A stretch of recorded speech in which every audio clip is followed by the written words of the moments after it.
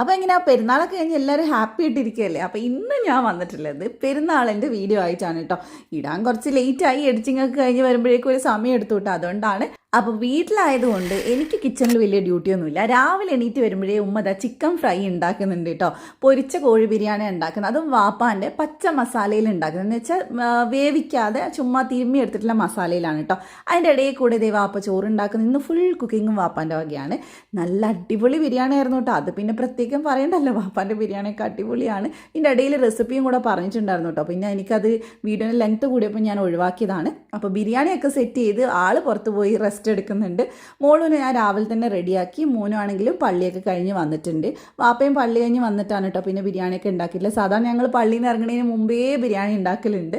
അപ്പോൾ ഇന്ന് എൻ്റെ കൂടെ സേമിയ പായസം, അത് പിന്നെ മസ്റ്റാണല്ലോ സേമിയ പായസം. അപ്പോൾ ആദ്യം തന്നെ ബിരിയാണി ടേസ്റ്റ് ചെയ്യാൻ കൊടുക്കുന്നത് മോക്കാണ് കേട്ടോ. മോക്ക് ഇഷ്ടമാണ് ബിരിയാണി കഴിക്കാനായിട്ട്.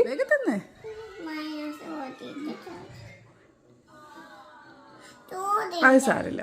അങ്ങനെ മോളൂൻ്റെ ബിരിയാണി കഴിപ്പോൾ കഴിഞ്ഞ് പിന്നെ ഞാൻ സമാധാനത്തിൽ കഴിക്കാമെന്ന് വിചാരിച്ചിട്ട് ഞാനിവിടെ വന്നിരുന്നു കേട്ടോ. പിന്നെ ഞങ്ങൾ അങ്ങനെ പെരുന്നാളിന് അങ്ങനെ ഭയങ്കര സ്പെഷ്യലൊന്നും ഉണ്ടാക്കലില്ല. മെയിനായിട്ട് ചോറും എന്തെങ്കിലും ഒരു പായസം. പിന്നെ ഇവിടെ ആർക്കും മധുരം വലിയ ഇഷ്ടമല്ല, അതുകൊണ്ട് തന്നെ വലിയ വെറൈറ്റീസ് ഒന്നും നോക്കലില്ല കേട്ടോ. പിന്നെ ഞാൻ ഫോട്ടോസൊക്കെ എടുക്കാൻ ഇറങ്ങി.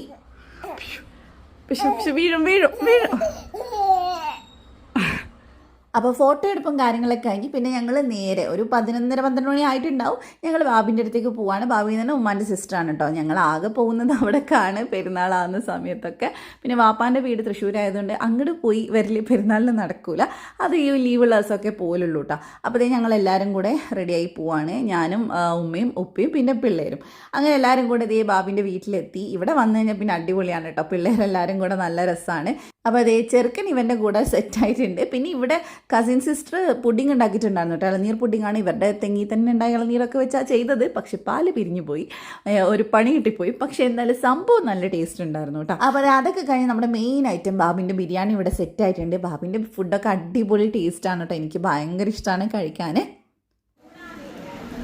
എന്താടി ഇത്? ഇതെന്താടി?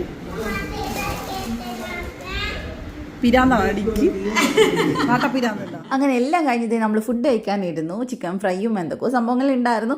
എൻ്റെ മോളാണെങ്കിൽ ഇവിടെ വന്നു കഴിഞ്ഞാൽ കസിൻ്റെ മണിയറയിൽ നിന്ന് ഇറങ്ങൂല. കുറേ കുരുത്തക്കേട് അതും ഇതൊക്കെ വലിച്ച് നടക്കൂട്ടാ. അപ്പോൾ അവൾ പിന്നെ ആ വഴിക്കാണ്. അങ്ങനെ ഞങ്ങളിതേ കഴിക്കാൻ ഇറങ്ങി. പിന്നെ ഇതേ നമ്മുടെ പുതിയാപ്പിളച്ചക്കൻ കുറച്ച് അച്ചാർ കൊണ്ടുവന്നിട്ടുണ്ടായിരുന്നു കേട്ടോ അവൻ്റെ വീട്ടിൽ നിന്ന്.